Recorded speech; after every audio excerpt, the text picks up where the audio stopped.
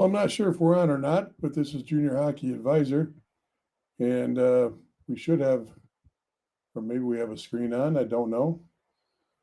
We'll give this a shout in a second here. If you see us, please give us a shout to let us know you're there. I can see Mike, and Mike, I guess you're live, but I'm not. I like how you got a black screen and my name. I like that. I understand how you feel, and I feel even worse because this is horrible. I'm going to try to figure this out. So, once again, you can do what you do well and keep the conversation going. Folks, I saw a lot of chatter going on there right before we lost the screen. Feel free to jump on with any of your comments. I'm going to get this camera up and running here as soon as I can, and we'll roll from there. So, Mike, it's all you.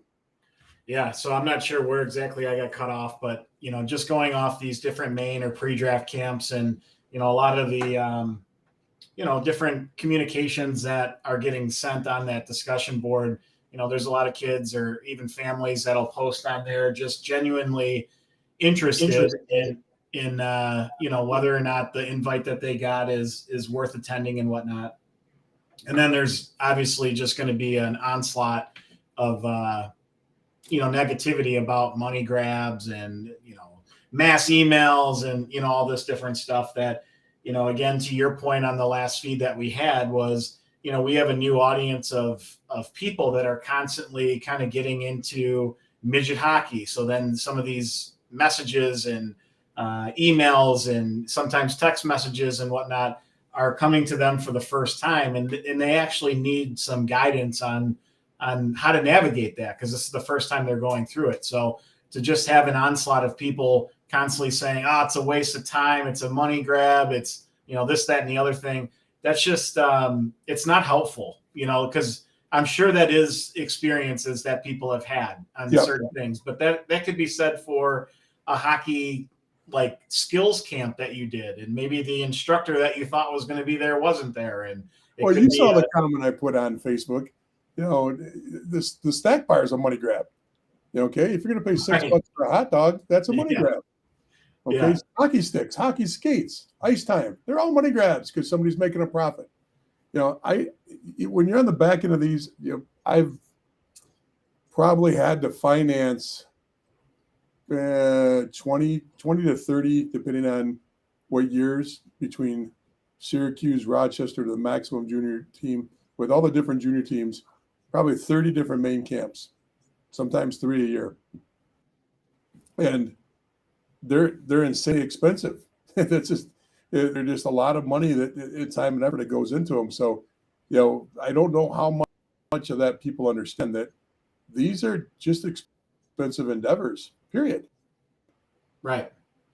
And that's the thing too. Like, they don't understand from the team perspective that even if the team is generating some sort of revenue from a camp, it is so small that it's almost ridiculous to think that, these camps are money grabs and anyone is getting rich off of it. If anything, you're actually hopefully breaking even, or you have some additional money that does come in that maybe you can give your assistant coach a little extra money, or the scouting staff, which again, I would say 90% of the scouts, whether it's USHL, BC, any NA, NA3, USPHL, none of these guys are paid at all, not a single dollar.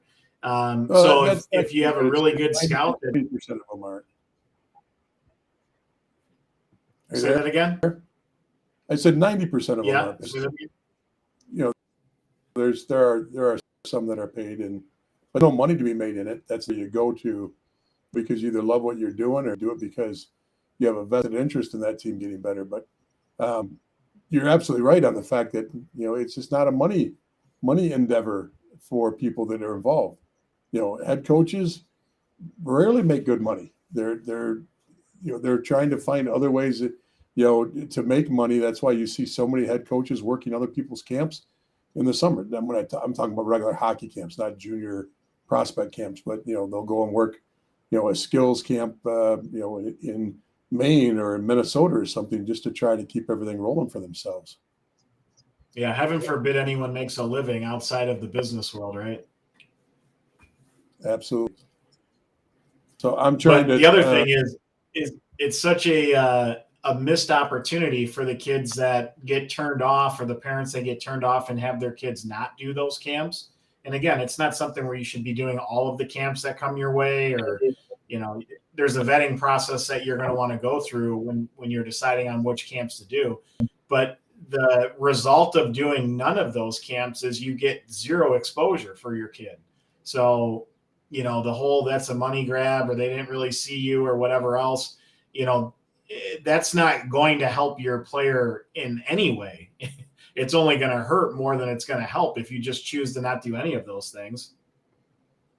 Fully agree. Mike, I'm still struggling here. Do you think you can handle things for about 5 minutes? I'm going to take myself off the screen and see if I can fix whatever's going on here. So, yeah. Yep. I'm going to see if I can.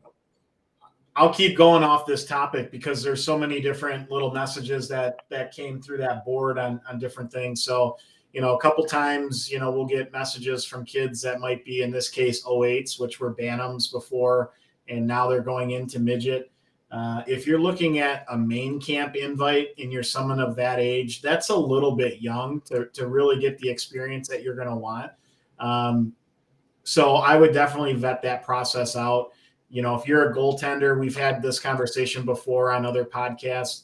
The younger you are, the less opportunity you're going to have in juniors, because for the most part, everyone's looking for an older goalie that, is going to be close to their age out year, because they're going to be playing against kids at least their own age or younger. So they're going to be a little bit more prepared and adjusted to play well, rather than a young kid that might be seeing shots off of kids that are 3, 4, 5 years older than they are.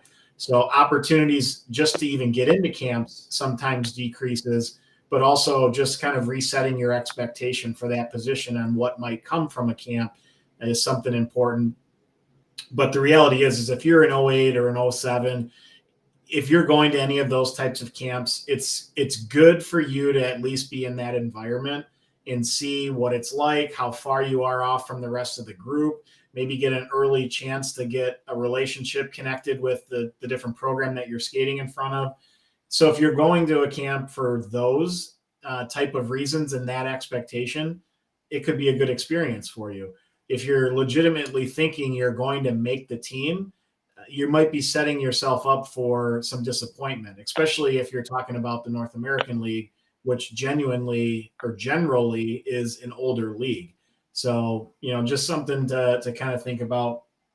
The other thing is I see a lot when it comes to that must be a mass email or things like that. I don't know how much time a lot of these families think that the scouting staff or these coaches have to send personalized emails to every single possible kid. And even if they did, they may not hear back from 50% of the emails that they personalized and sent out. If they're trying to bring a camp, together of 6 teams and 120 players, how many guys do you think you actually have to reach out to that not only is available that weekend, financially can afford to go that weekend? With the North American League, you can't have a camp until the Robertson Cup final has been completed. And you have to have that pre-draft camp before the draft, which is, for us this year, it's June 14th.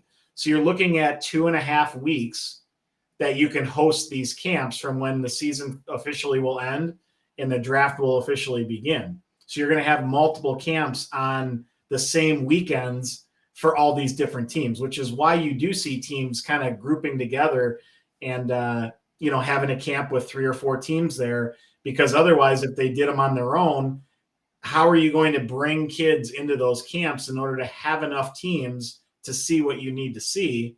So my point to this whole thing is to send, how many emails would you have to send in order to get 120 of the kids that you're looking to see into that camp before you get all those different no's, or I've signed up for this other camp, or it's my graduation weekend, or my team has tryouts, or we're taking a family vacation, or whatever that is. So to think that someone's going to sit there and send out a personalized email every single time to every single kid is just not realistic. So what typically happens is you're going to get a group of kids where they have the ability to play in the North American League, or at least to be in the camp and show well and do well.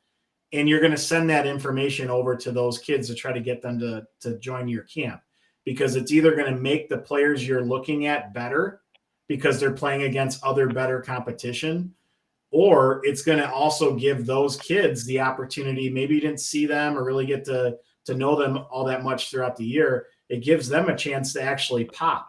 And that helps that individual player out as well. So, you're probably not going to get too many personalized emails, over the course of the year when, there's that much competition for the same players on the same weekends and things like that. So I don't know. Can you hear me now? Yep. You sound good. Well, the voice and the face just don't match up right now, but let's run with that for the second. I'm still working on a couple of things. I think I found what could be the glitch here. Keep in mind too that this is an ends to a means, both from the family and from the team. If there was a better way, don't you think teams would be using a better way? It might not be perfect, the system. It might not be what you want, the system, the way it works, but it is what it is. And you're competing against so many other teams in other leagues. And it doesn't matter if you're USHL, NOL, NCDC, CCHL. Not everybody comes in with the same basis of education on what juniors is. And they get excited because a team is in Texas, or they get excited because a team's in Alberta, or they get excited because a team's in New Jersey. They don't know the different leagues. They don't understand that. Not everybody. There's a limited amount of educated parents and players. But like I've used the example tons of times, when I grew up in Michigan, I didn't know the difference between junior A or junior B. I didn't know the difference between Division I and Division III college hockey.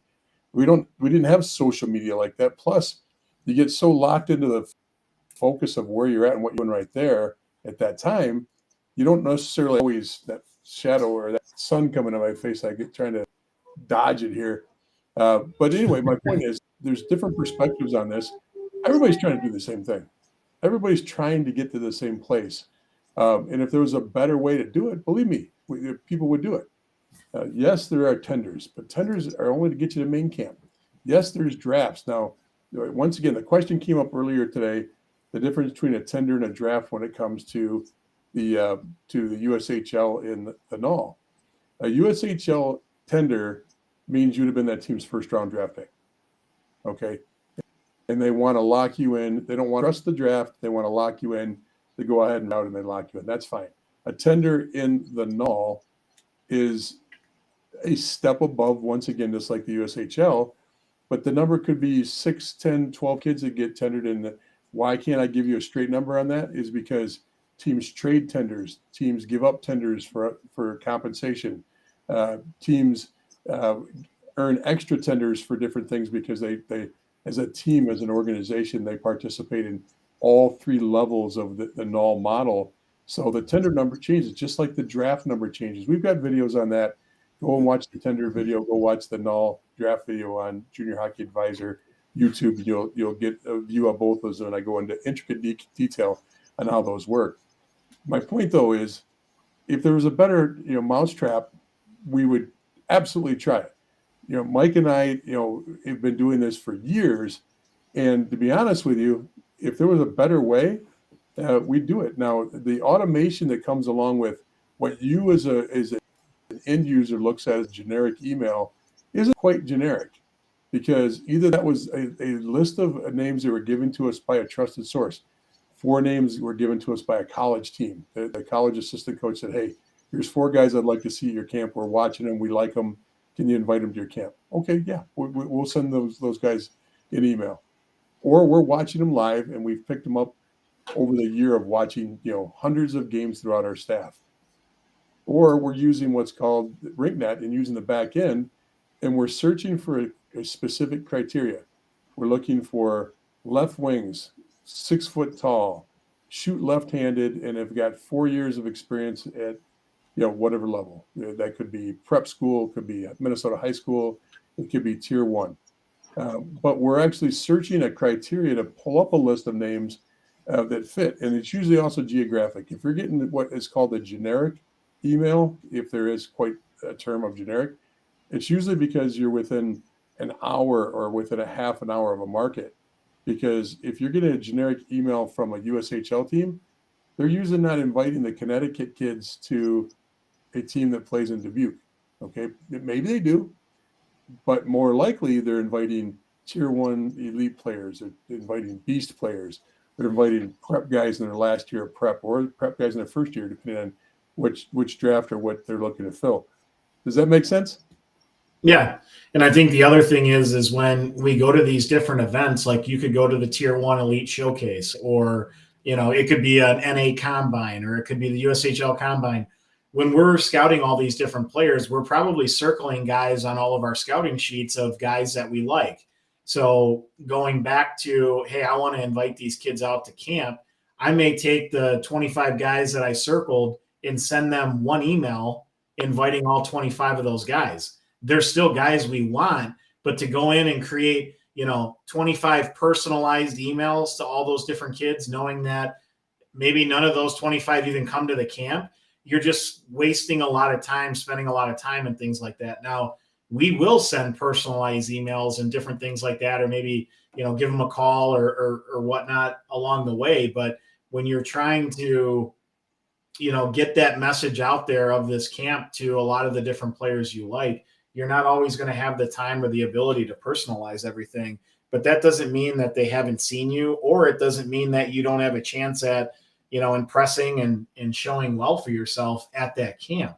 Like I said at the beginning, at the end of the day, if you do none of these events or camps or anything else, you're giving yourself zero exposure. If you've got an advisor and you've got a lot of people talking to you and you're already in the process, say for the NA, and talking about tendering opportunities or even being drafted and things like that, that's a completely different story. But if you're talking to nobody's emailing you or coming after you, or your coach isn't talking to you about teams that are coming to him with interest in you, you have to do these different camps.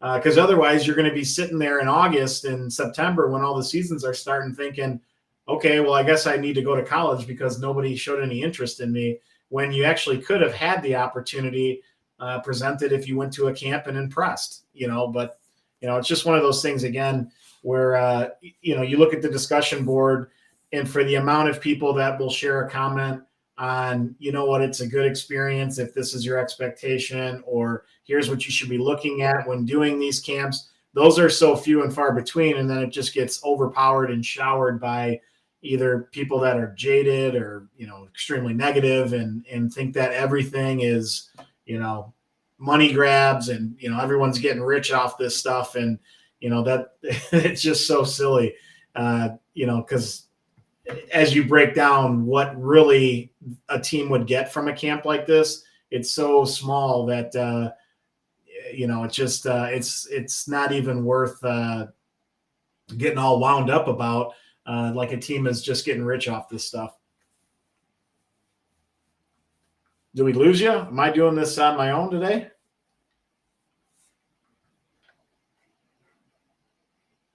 Looks like Jeff might have dropped.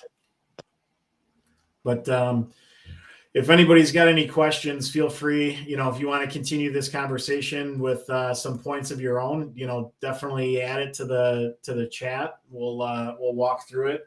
I'm trying to think if there was any other themes to some of the discussions over the last couple of weeks that I saw on these different camps. I know, or on the discussion board, I know that there's been people, still trying to get their feet underneath them on maybe what the BC League is going to turn into.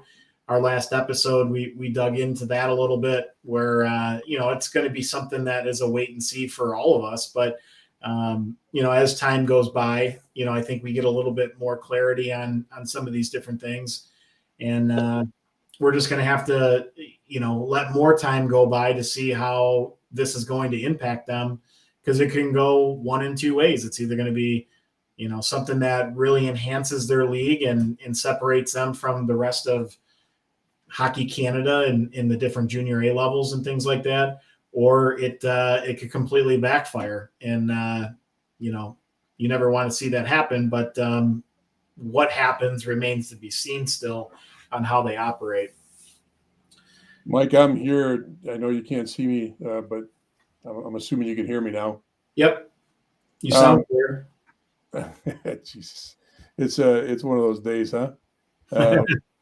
So I'm on backup system number 3, trying to get us rolling here, right? So I think that couldn't have been said better than what you said. You did a great job of explaining that.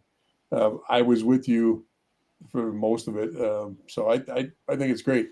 I can't really tell what we've got as far as oh boy, I can't even tell if I'm still with you now.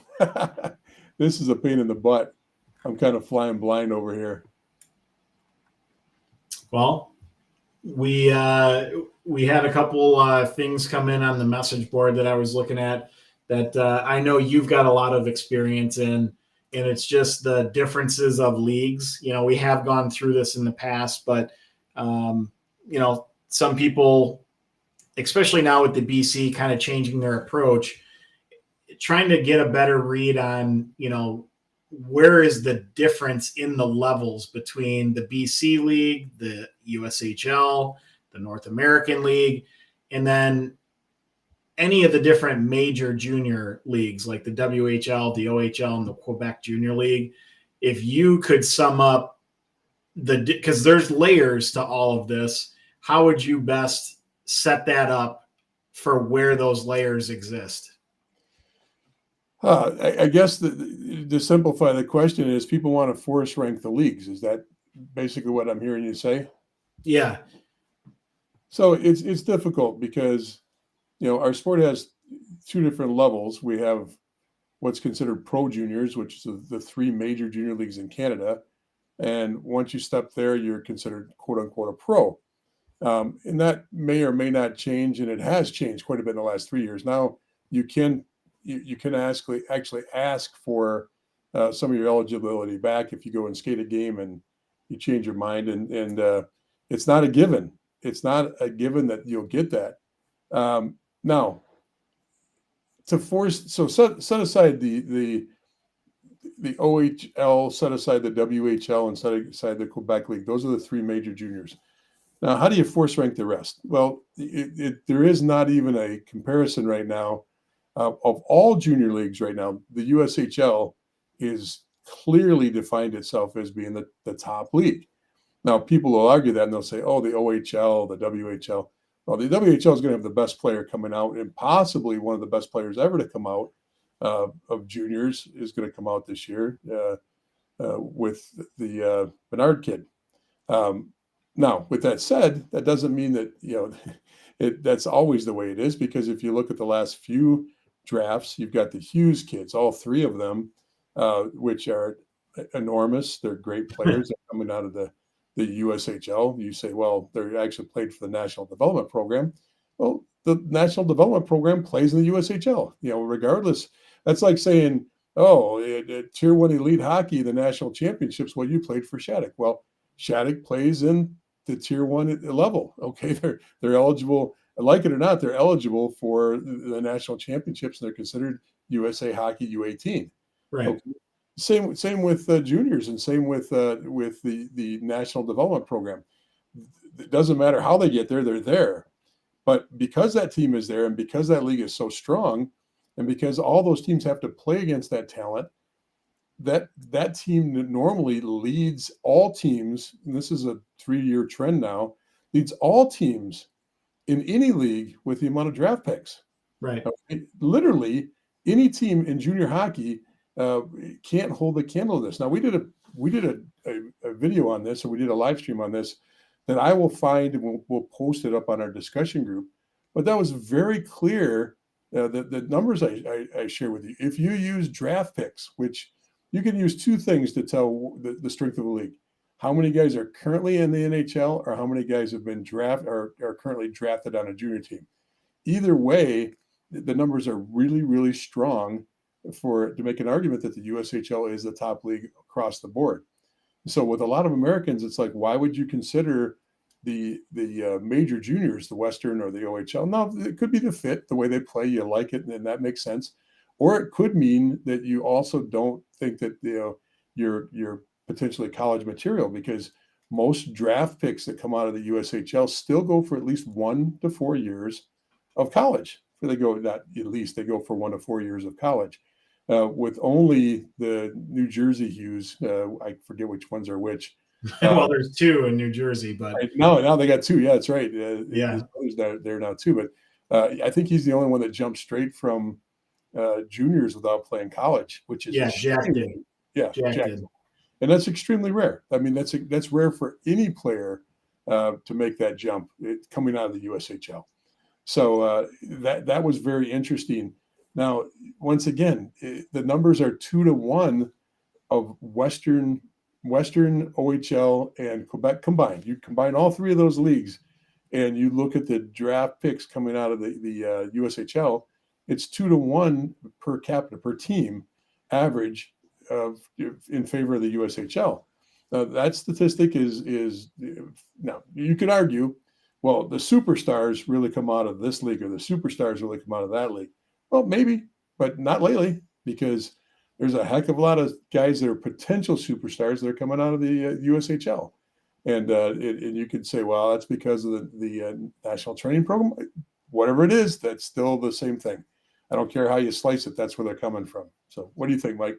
Yeah, I mean, there's 2 points that I'll make on that is, number one, when you look at the different leagues, there's different ways the league is played. Where you look at the USHL and the BC, when it comes to how it's played, as far as the ability of the players, is similar in the fact that it's a lot more speed and skill, and it's less physicality, and it's less defensive structure and things like that. When you look at, say, the NA, or you look at the OHL, the WHL, those are a little bit more, I don't know, you got to be more of a 200-foot player, I guess, is the way I would describe that. There's less space, there's more systems, there's more physicality, there's fights, there's more, I guess, NHL or pro-like things that happen in those leagues. So depending on the type of player you are, you may have the ability to play in the USHL, the NA, or the BC league.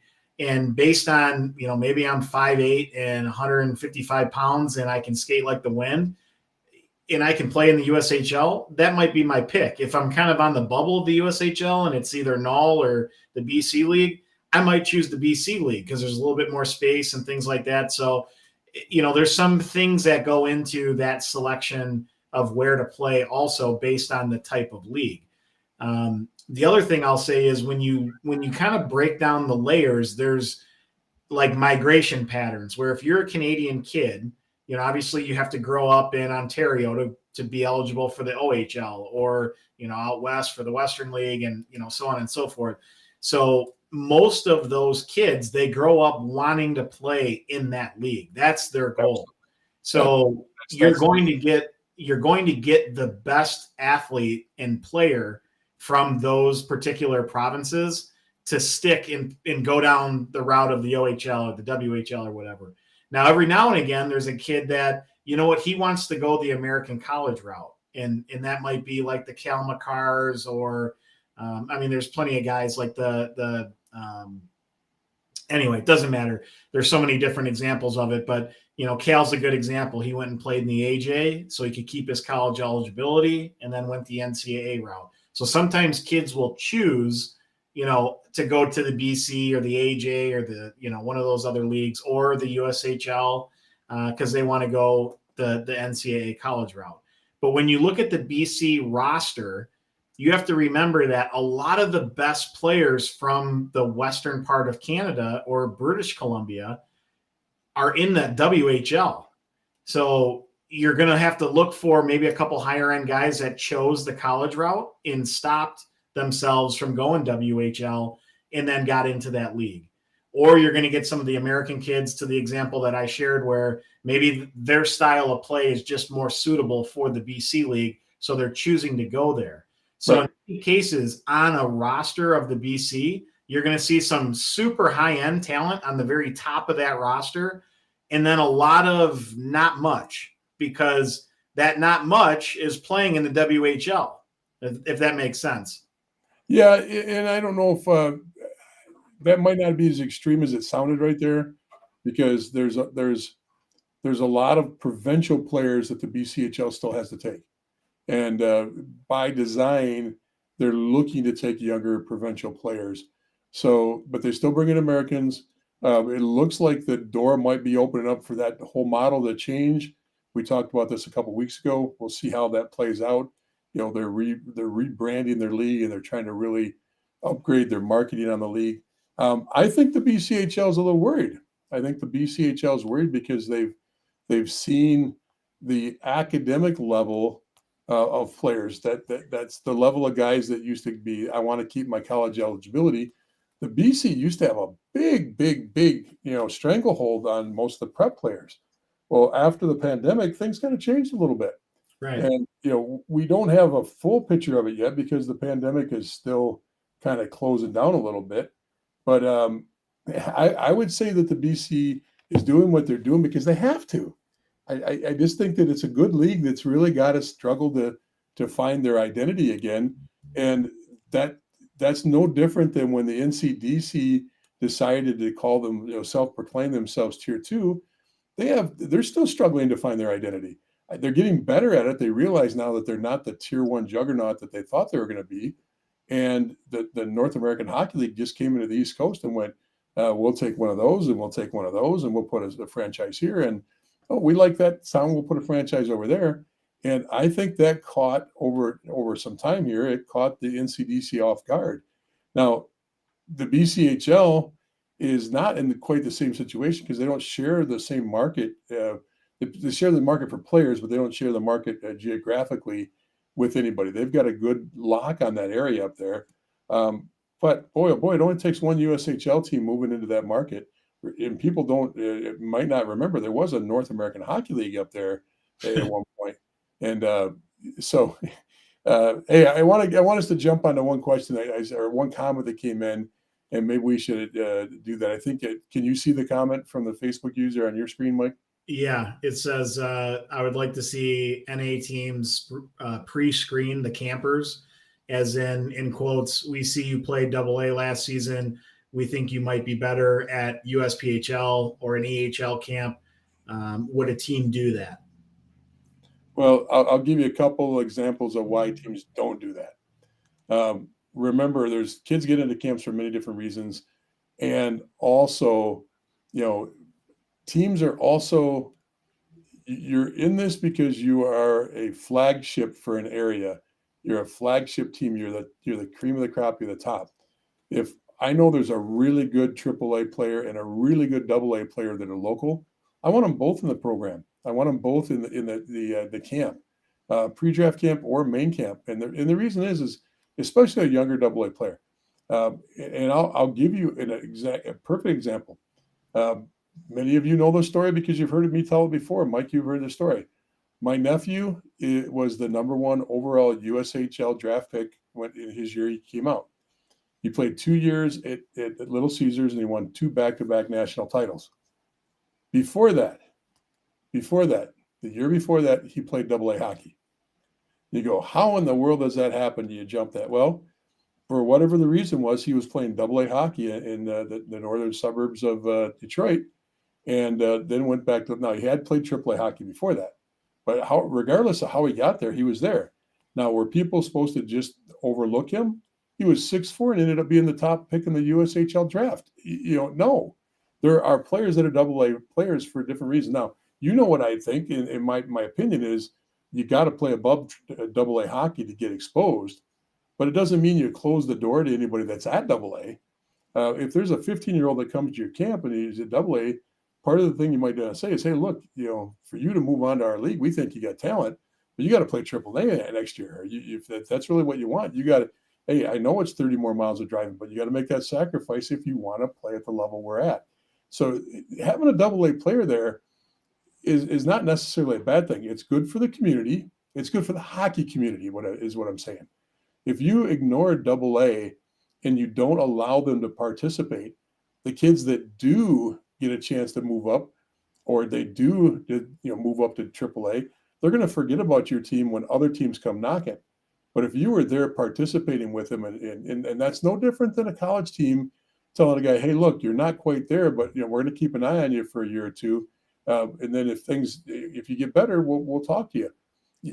This sport is too small to close doors on players, and I just don't believe in it. So I hope that even if a kid is better suited for the USPHL in the long run or an EHL, and this is mostly younger players, a Double A player that's in his last year, that conversation comes out. And I don't know if he'd be necessarily steered away from a camp, a null camp, but at the exit interview, that conversation would definitely come up where they'd say, look, you might be better off at an NA3 team.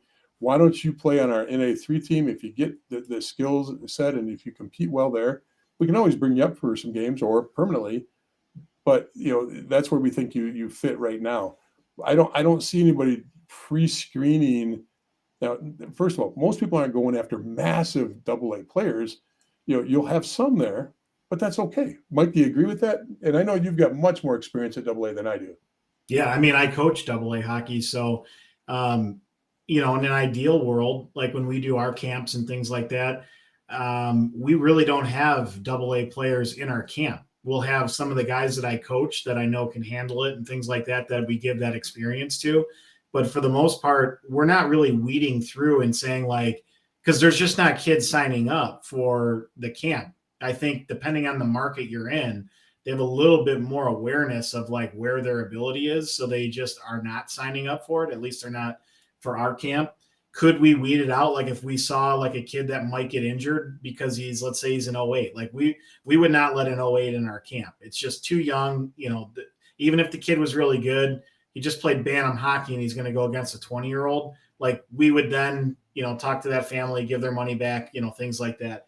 If we all of a sudden saw an outlier where it's this kid played Double A hockey in the middle of nowhere, so the level of Double A hockey out there is going to be really poor, we probably would step in. But to your point, or I should say, I'll add a point. I coach at the Double A level. You could take the Triple A teams and maybe draw a line from maybe the top 35 to 40 or Triple A teams in the country. They're going to kick our butts when we play them. Any of the teams that are from 40 to 150 or whatever it goes to, in most cases, we're winning that game.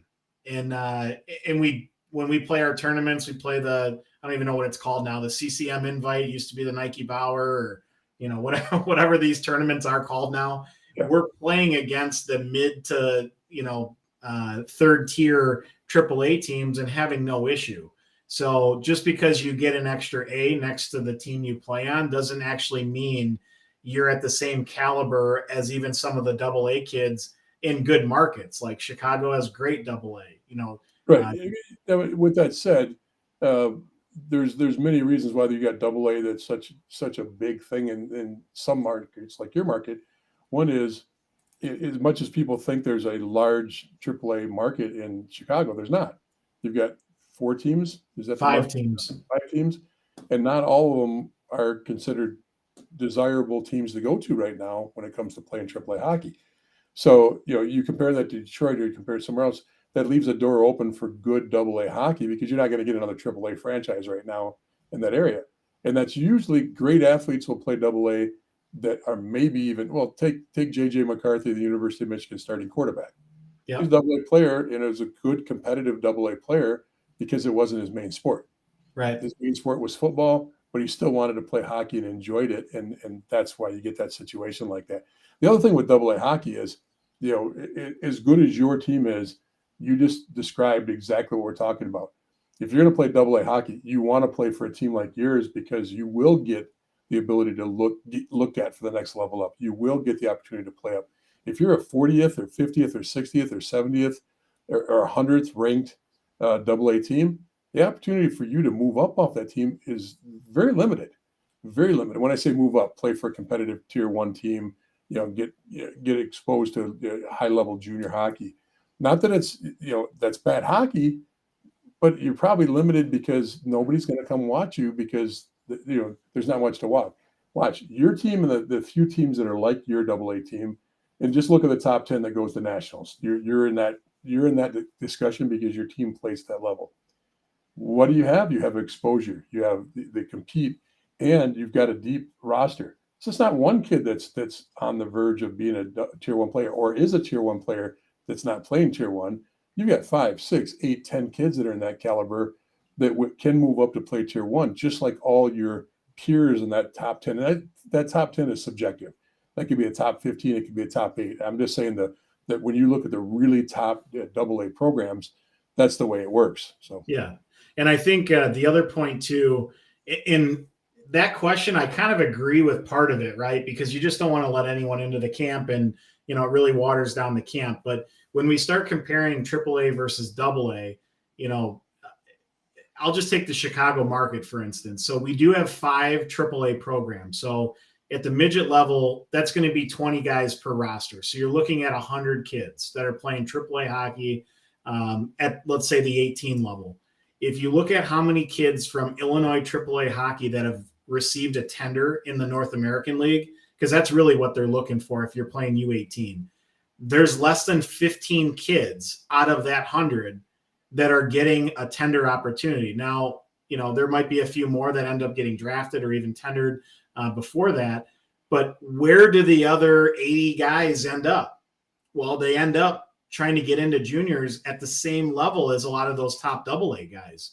So to have a camp where you're including a lot of those players in that camp, you're going to see really good competition. And who knows, the one thing I always say here with, when our guys go to these different camps and whatnot, everyone knows Mission, right? Because they've got the neon green, and they stick out and whatnot.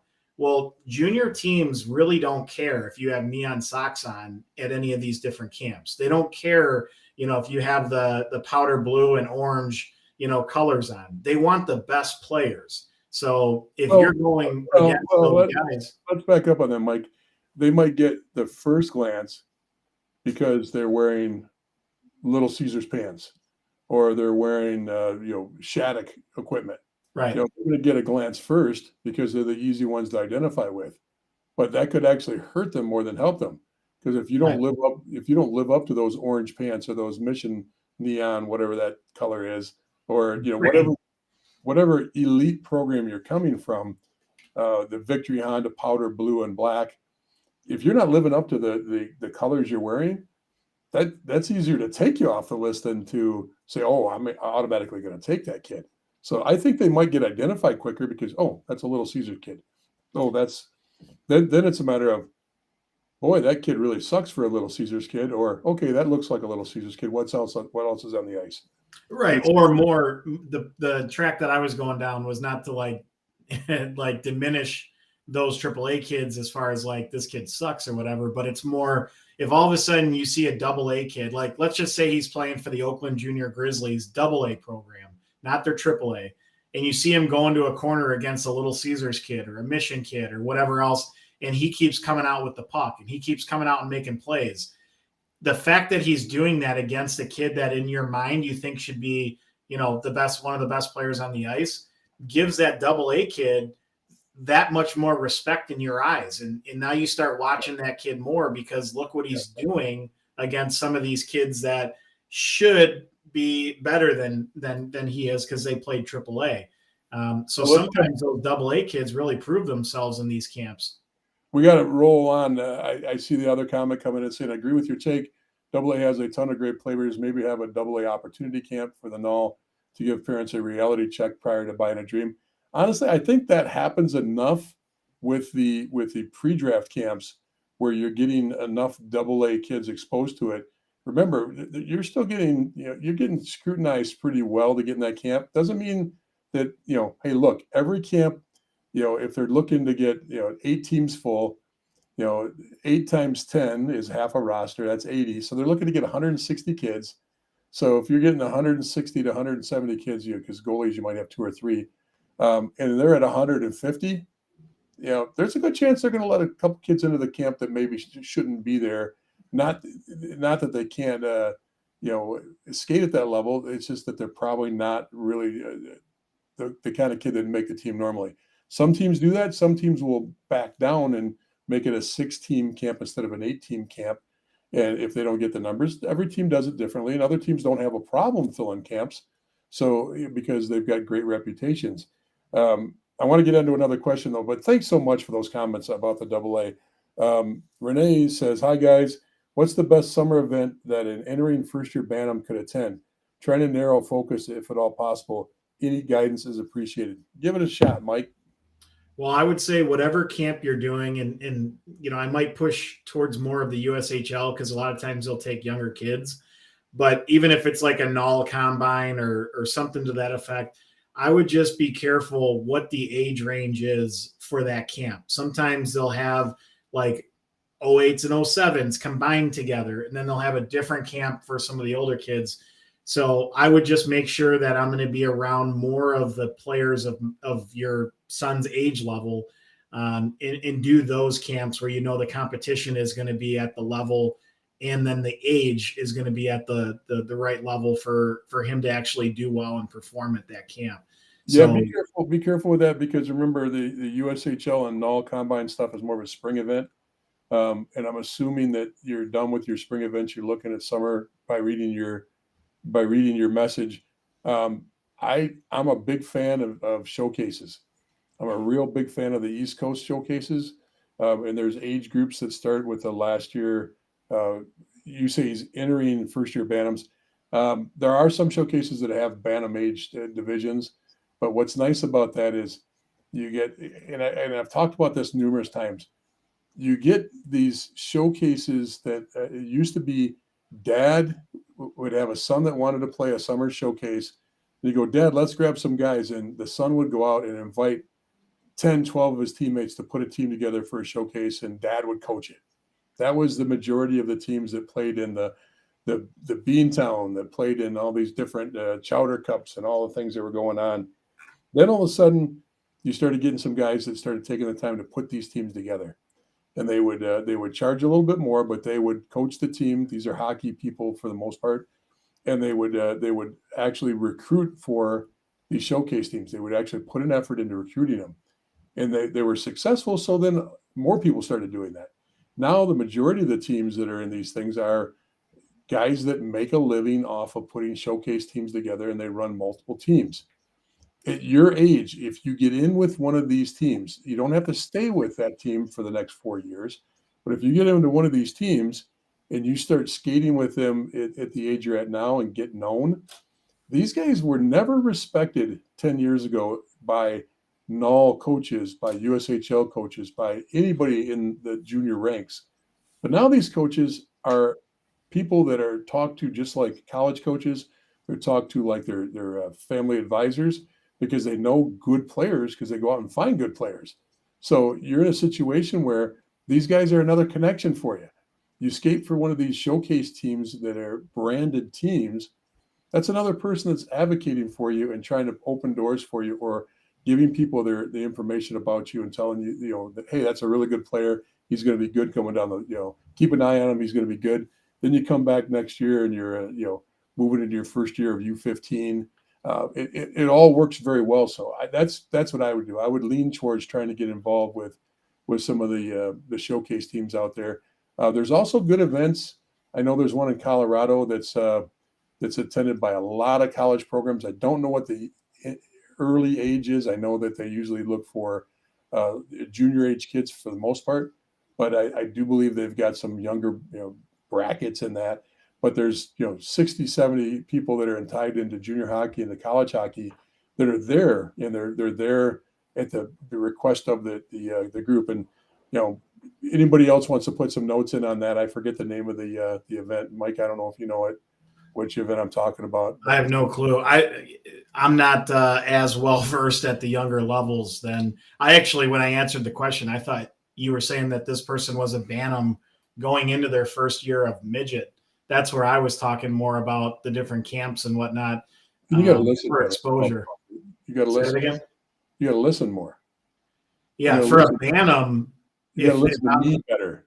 if I'm talking about what a Bantam should do, like first year Bantam, I'm not as much into the exposure opportunities of like showcases or any of that stuff personally. For me, it's all about you got to develop your skill level in finding different camps of, I don't know, like what the good camps are, or if there's, people in your local market that have the ability to work on, some of your weaknesses and things like that, and even improve some of your strengths. But I think it's all about development and being on the ice and working on all that stuff in the off season, and less about trying to get exposure because you're just too young. Like so much is going to change. They haven't even gone through puberty yet. Bull.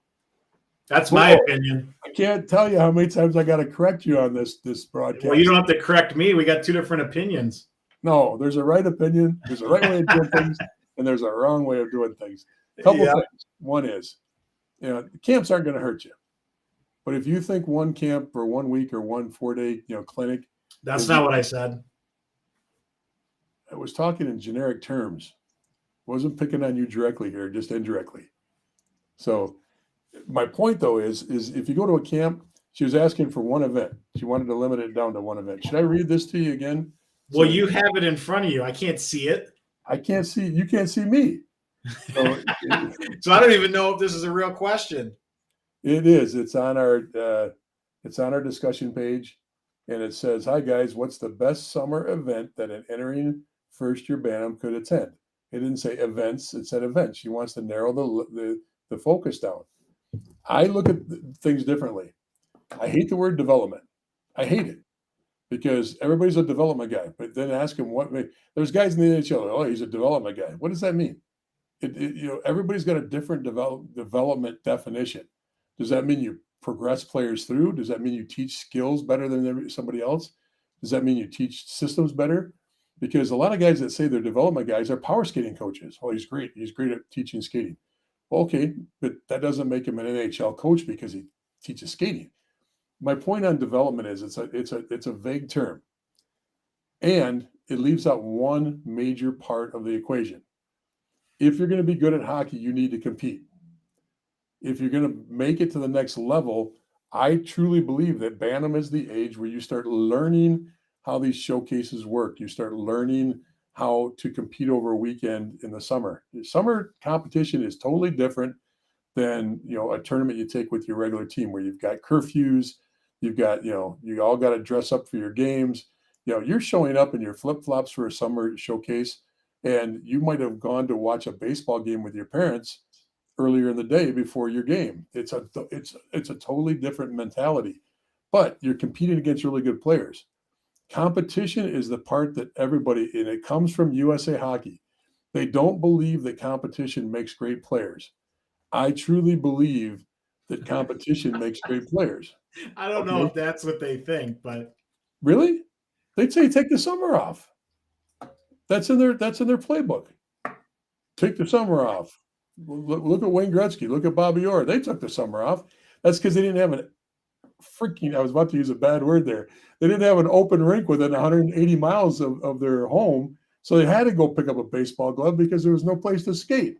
Back in the day, you didn't have rinks that stayed open 24/7 like we have now. So I don't believe in that model. I believe that you should be doing things that you can. Don't get me wrong. You want to do skills work with an instructor.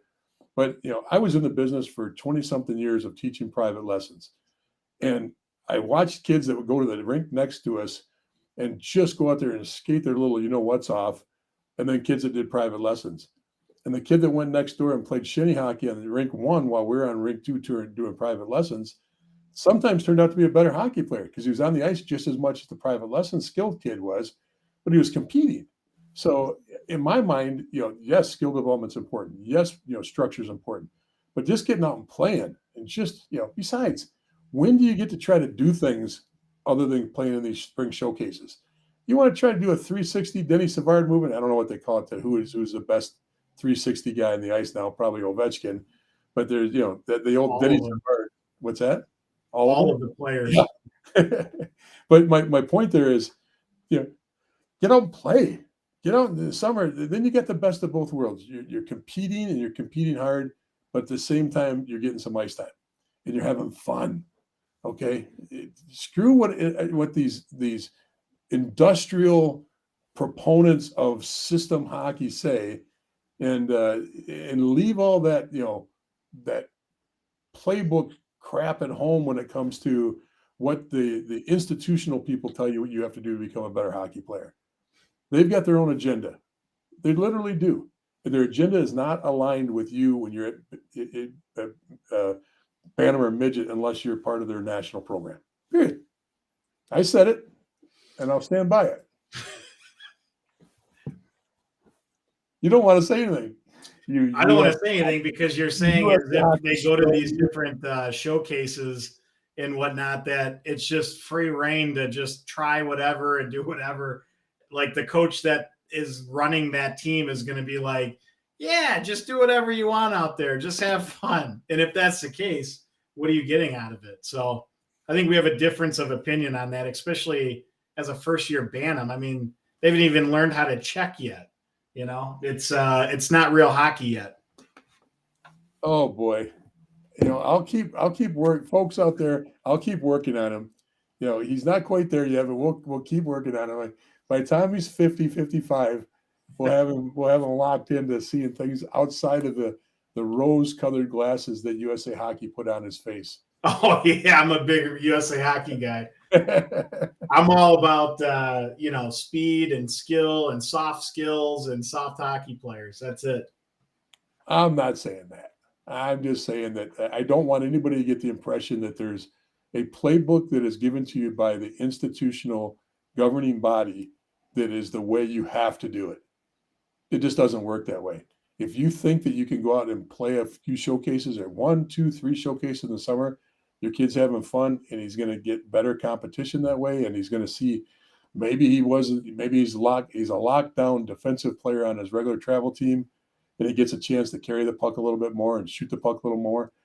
Those are all just as important to me as a power skating clinic or a skills clinic because they build confidence. Kind of like golf. If you don't go out, if you try to hit a ball without confidence, you never will hit the ball straight. You'll never get more than 100 yards. But like in hockey, if you get out there and you get a chance to try some things and they work and your confidence builds, it's only going to carry over into your fall season. That's going to help you. That's all I'm saying. So what's your event? What's that?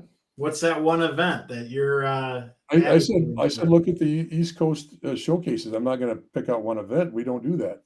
I just thought we'd talk about them all and kind of do it. But be careful though, because some of these events are built for building teams. They're built for building teams for prep schools.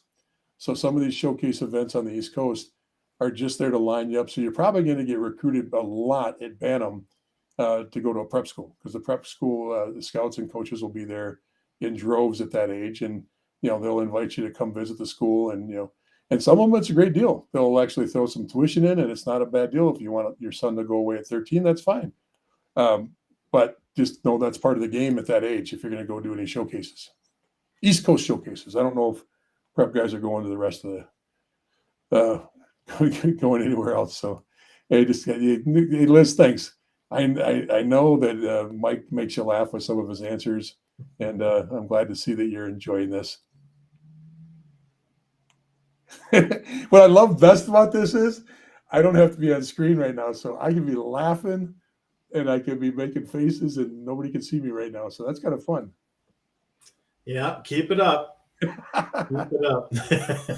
Well, listen, I think we accomplished what we wanted to do tonight. We wanted to talk about what's going on in the discussion boards.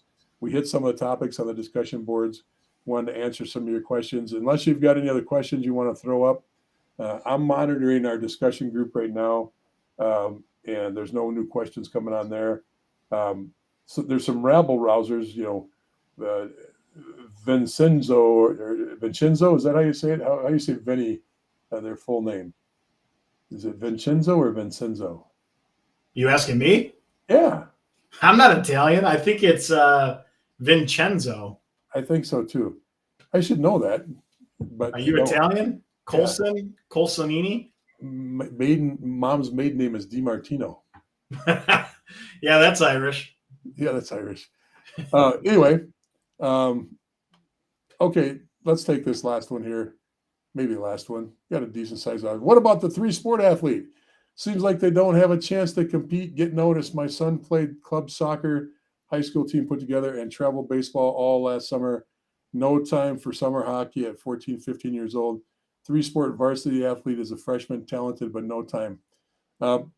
You want the blunt answer on this? Mike, can I give a blunt answer on this? Why not? Blunt answer on this is great. Be a great high school athlete if that's what you want to do. But if you want to be a good soccer player or a good travel baseball player or a great hockey player, you're going to have to sacrifice and you're going to have to make choices. A few years ago, we came off a team that made it to the national finals. We lost 3-2 in the national championship. But next year, we had a pretty strong group coming back, and one of our captains came back, and she was named the captain of the team. This is with our U18, U19 girls, U16 at the time. You know, all these girls, almost every girl except for 2 ended up playing college hockey. Like 8 girls in this team ended up playing pros. Still got one that was on this last Olympic team. Is still playing for the national team. Really, really high-end level of girls. But she decided she wanted to be really strong in theater too in school. And we didn't kick her off the team. We didn't say that. We said, oh, look, you know, I can't have a captain that's going to miss practices and games. If you want to be a captain, you know, but if you're willing to sacrifice being a captain, have at it. Have some fun with theater. We'll see you when we do. But remember, we're practicing the power play the days that you're not going to be there. So you're probably not going to be on the power play either. That's not punishment. That's just that we had to prepare as a team. I didn't want to kick her off the team. I didn't want to take that away from her. But she had to make a sacrifice, and she chose to go with a direction that worked out very well for her. And there's no ill will on my part, but it was an objective decision there that coaches have to make. If you want to be great, there's going to be sacrifice involved in this. And as much as you don't want to hear that, and I don't know if you do or not, but a 3-sport athlete, you can still be a 3-sport athlete. But you know, just like we were talking about the University of Michigan football program, their starting quarterback did not play tier 1 because he had to make a sacrifice because he was a football guy first. And he made his number 1 priority football. And then everything else came second to that. I think he actually was a 3 or 4 sport guy, you know, at that age. Yeah, he was a stud for sure. Yeah. But he stopped playing hockey when he was 16 and focused primarily on football. Yep. And that's what usually happens at 16 or 17. You start focusing down to 1 or 2 sports. And then one is your fun off-season sport, and one's your main sport. So, you know, everybody, nobody wants to say that, but that's the reality of high-level athletics. As much as a college coach is going to, you know, say, look you eye to eye, face to face, and say, "Oh, that's great that he's playing 3 sports." What his mind is really saying is, "Boy, oh boy, how's he going to get time to put some time in the weight room to get better for hockey? How's he going to put time into competing at the high level with hockey and traveling with teams if he's going to be playing 3 sports?"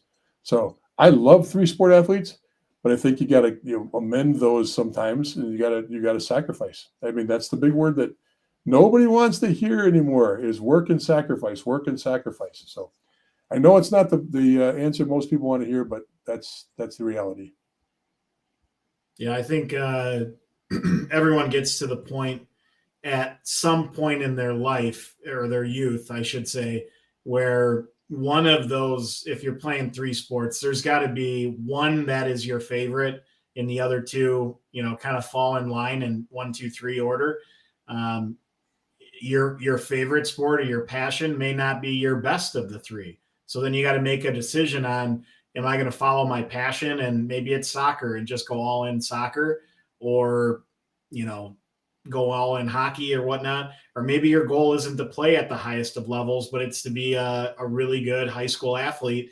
And you probably can do all 3 and do really well at that. But if you want to get to college, or you want to get to juniors or whatever, at some point, when that is, you'll know when things get to be too much. But at some point, you're going to have to specialize in one of those sports, because you're going to be competing against everyone else who has specialized in those sports. So at a younger level, unless your name is Herschel or Dion, you're going to have to specialize.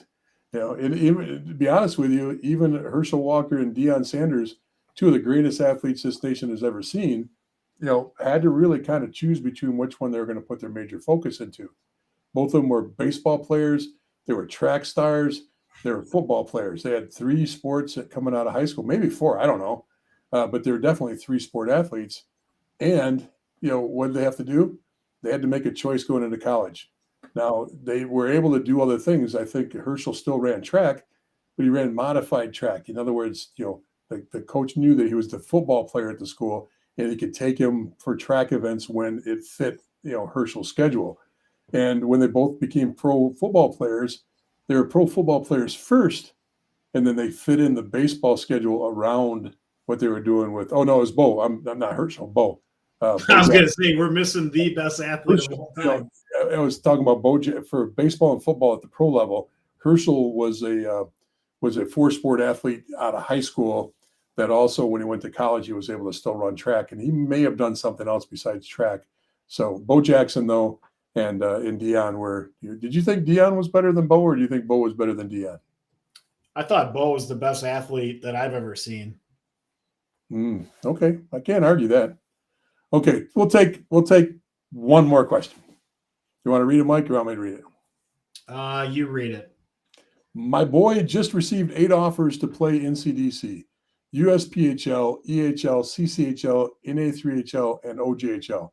He is 19, playing in the Quebec CJEP or whatever however you want to say that, wants to make it to the NCAA. Any advice? Okay, so that's a great question. He's at the age where, if he's 19, he's got this year left and next year, I'm assuming, or if he's got a birthday coming up, maybe he's only got this last year. I don't know if he's in his last year or second to last year. I'm going to assume by the age he's in his last year. Okay, if he's in his last year and he's got to make a choice there, there's got to be a triangulation of some of your information. What does your current coach say? What does some third-party people say? What do you think about his ability? What are people telling you where his high end is, where his ceiling is on this? Now, clearly if he's already playing in Quebec, playing in the OJ or playing in the CC is going to be much closer to home, much easier, cost effective. Everything fits into place there to be a good fit. All of those 2 leagues, both are heavily scouted by Division III and Division I teams. So, and other junior programs too. So playing it where it's cost effective. Now you could say, well, the NCDC is free. Well, you still got to pay for billeting. You still got to, and the billeting fee might be a little bit. Oh, he just turned 19, so he's got 2 seasons left. Mike, am I right? You'd have the 19. Yeah, I think it depends on his actual birth year, but I'm assuming he's an 03, if not an 04. Yeah, tell us if he's an 03 or 04. That'll help. But the bottom line is, if he's got 2 years left, I would highly recommend the CC or the OJ, because that's not a league of destination. Those are transition leagues, meaning, okay, he's an 04. So he's got 2 years left. He's got 2 years left. I would highly recommend a league that will allow you to still have upward mobility. The NCDC is not, although some players do get drafted out of the NCDC to go to play in the North American Hockey League, it's still a small percentage that move on from that league. And the NA3HL, unless you're making a team in the NA3 that you've got a solid picture and a vision of getting to their null team, it limits you. So EHL is a league for D3. Now, if the triangulation, you talk to coaches and your power skating instructor, your private lesson guy, your local hockey guys that are people, I shouldn't say guys anymore, they're in the know of the game, and they say, look, he's going to be a good D3 player. Well, the EHL becomes a really strong, competitor then. The NCDC becomes a really strong competitor. But if you're trying to keep the door open for Division I hockey, I would lean towards the leagues that give you the most upward mobility. Mike, your thoughts? Yeah, knowing that he's an 04, he's got 2 years. So, whatever entry point he's going to, jump into with the different league options he's put, forth, you're going to want, if you're going to get D1, you're going to want to move on beyond those that are listed to really get a chance at D1. So, I would just say it all depends on the program also within those leagues that are offering you. and where he would slot on that roster. Because again, you want to be able to play, you want to be able to perform, and you want to be able to advance. So you got to, if it's like the NCDC and it's maybe the new West, that's a completely different story than if it's the NCDC and it's those traditional East teams, or, it's like the Hitmen are offering you. That's a whole different scenario than, some of the other teams even within that league. And then again, if you're looking at the CCHL or the OJ or, some of the Canadian leagues, depending on the program, that would help maybe influence where I would say would be the best choice. So, that's kind of where I would go. But I agree with you, Jeff, where I would start with those Canadian junior leagues without having any other information, because they could be stepping stones into the NA or, again, into one of the higher level leagues that are going to get you a better opportunity.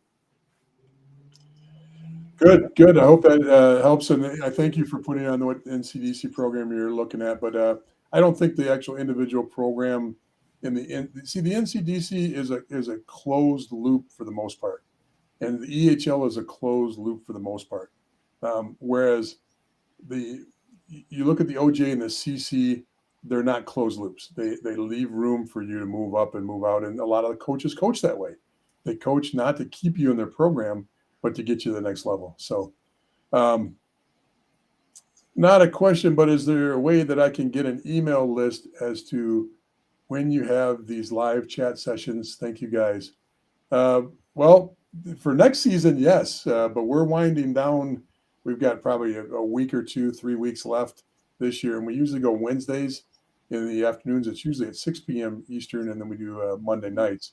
2 different, one talks about process and more. This tonight we did a little bit of something different. We talked about the discussion boards and things dealing with junior hockey that you're thinking about, or just some conversation. And it's fun, but normally the Wednesday night broadcast has always been about specific junior teams, how they're doing, the players, the coaches, and the leagues. So we changed it up a little bit. So I appreciate the kind words, but we will have our fall schedule, and we will make sure that we publish that so and we'll be doing a combination of live and pre-recorded podcast for the fall. And we've got some exciting things coming up for the fall too. So, and we'll get better at things like putting the right titles on broadcast and things like that. Showing our faces and, Jared Boussard. Buzzy. That name sounds so familiar.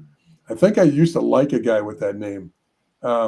Said that's the best that Jeff's looked all year. Huh. I agree. But am I going to get canceled? You already are for this episode.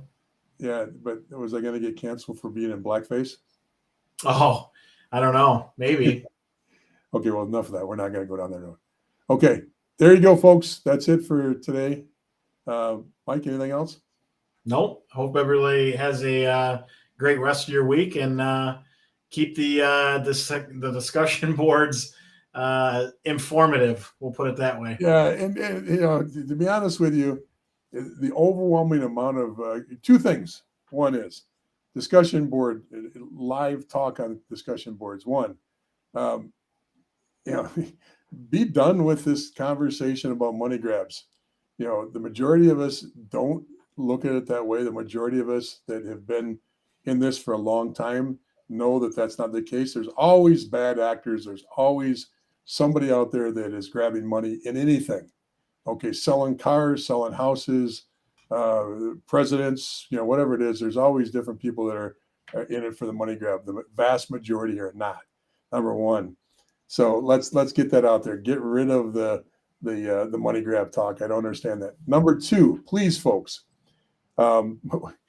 keep in mind, Junior Hockey Advisor is its own entity, and we've got to be careful. We fielded one of our administrators fielded numerous complaints over the last 2 weeks about our website and about some of the things that we were doing, and we were getting accused of saying some specific things on there because a different junior discussion group was ripping on leagues and was ripping on teams. We don't do that here. Every league and every team has a purpose. We'll tell you the pluses and minuses of an overall situation, but we're not here to rip on any individual team and say that team sucks. that team's no good. That's just not what we've done since day one on this broadcast or on our discussion groups. Any information we give tries to give you a picture of how things work. So if you're getting to the point where you're frustrated and you're going to send us an email or a message, make sure you're on 100% of the cases of these people that were complaining about us. It was another discussion group that they've linked to us. This is Mike and Jeff, and this is Junior Hockey Advisor and Junior Hockey Live. We are not affiliated with any other group out there, nor and they've got junior in their top their headline or their name. We're not affiliated with them. We're bigger. We've got a much bigger audience, and we do what we do, and that's all we do. We don't have any affiliation with them. So I apologize to all of you that have to hear that, but if you have anybody that's complaining behind the scenes, you might ask them if they're actually thinking of the right group or the right discussion group. And it's been frustrating. We've had a lot, and every single one of them, 100% of them were from the other site. Interesting. I had no idea that happened, but thanks for taking care of it. Well, our number one, Dave, our guy out of Colorado, who was our actual first person that ever signed up for our discussion group, is one of our admins, and he brought the whole thing up and figured it out and did the detective work to figure out what group this is all coming from. So anyway, that's it. Everybody have a great week. Mike, next week we've got to wrap up our discussion on who's the better chooser of teams when it comes to predicting playoffs. Yeah, we should have an answer in both the USHL and the NA on who the champion is. Well, maybe not in the NA. The NA's probably got 2 more weeks left. Yeah, 2 more. USHL for sure. We'll get to that next week. All right, folks. Thank you so much, Mike. Great job tonight. Thanks for basically filling in tonight. You did a great job. Hey, it's not easy when my face is being shown, but I still can't see anything. A little powerless, but we got through it, so that's the important part. The way it's being broadcast right now, you don't see it, huh? Well, I see the questions that were populating in here, but you had some questions from either the discussion group or the Facebook page or somewhere else that you were reading off of, but I couldn't see them. Yeah, it's because I was just reading them off the regular discussion group. They weren't on this chat group that we're on right now. Yeah. All right, folks, take care. We'll see you next week. Take care, everyone.